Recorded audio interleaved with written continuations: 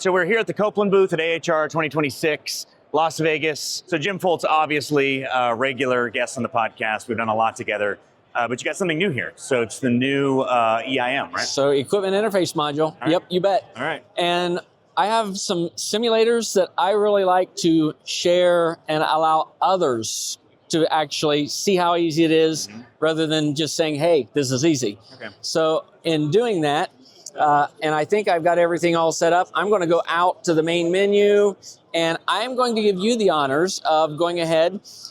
When the Sensi EIM is plugged in, It is in the automatic pairing mode. You do not have to push a pairing button and run to the thermostat before it gets out. It's automatic pairing. So Brian, go ahead and hit the menu button in the top corner of the thermostat. Menu button at the top corner. I know how to do that. And there we go. Bottom middle is a advanced setup. Advanced setup. Bottom corner, EIM. Okay, there we go. Add at the top corner. Man, this is easy. And it's going to look for an EIM. Now, the EIMs have the MAC ID addresses in their tray, which ends in EC, which is what we're showing up there. So go ahead and hit connect. Connect, okay. And this is set up with a universal defrost as an outdoor example. Okay. So we're going to choose outdoor. Okay. We have 3 little dots that are going to race across the screen, and about that quick, it's going to say, I'm connected. So let's go back out the menu twice. Right here. And exactly. And we are going to get to the top corner of HVAC equipment. Okay. This was a gas furnace and an air conditioner. We need to reconfigure it. Top right corner, configure.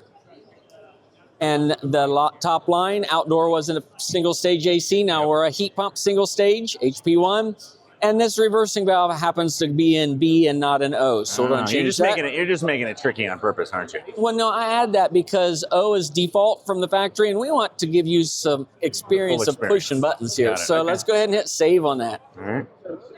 You bet. Let's back all the way out, and we are ready to make a call for heat. By the way, this already has identified itself as an outdoor unit. Okay, yeah, right there. And so let's make a call for heat. Just go a degree above the 72. Okay. So middle of the left side there. Here. Oh, top no. row What is did heat. What did I do? Oh, here we go. All right. And then top X out. All right.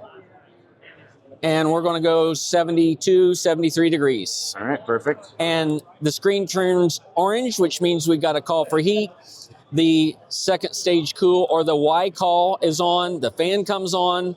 And now the Sensi Touch 2, which is finalizing its communication with the Sensi EIM, is sending that signal over to the Sensi EIM. And that quick, we have the reversing valve on, the contactor on. Our pressure switch circuits are good. And if you look at the universal defrost control, we got an H. Yeah, heating. So, okay, so the main utility for this is taking cases where you don't have enough conductors and you need to upgrade it to a heat pump of some sort. Absolutely. And what are the capabilities? Does this work for multi-stage, or is it just single stage? Single stage. Single stage, okay. So you're going everything is single stage, okay, yep. So you're going from generally straight cool to a single stage heat pump.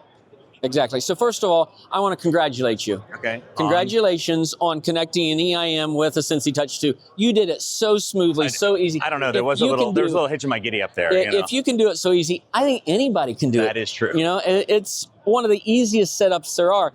If this loses power, it'll come right back up. You don't have to repair. That didn't sound right. Repair. Repair. You don't have to pair again. Thank you. There you go. Get that clarified. Mm-hmm. So let's say we got a dual fuel scenario here, and we're running first stage heat, but the thermostat's not keeping up, or the homeowner says, well, I don't want it that temperature. I want it more than 3 degrees above what its set point is. So go ahead and bump us up 3 more degrees, or above 3 degrees above what the thermostat is set. Okay. And what that's going to do is it's going to sense this isn't keeping up. So what happens? Kicks on your dual fuel. It kicks on your dual fuel. Yep. So here we go. We got testing the limit circuit, the inducer motor started, the pressure switch closed. We're in our 30-second pre-purge. Wait a minute. We still got heat in the heat pump.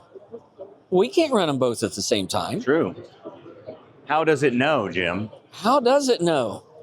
We put a brain in this thermostat that says, let's leave the heat pump on until the gas valve fires, so that we don't have the air cool off in between the changeover to the second stage or the dual fuel.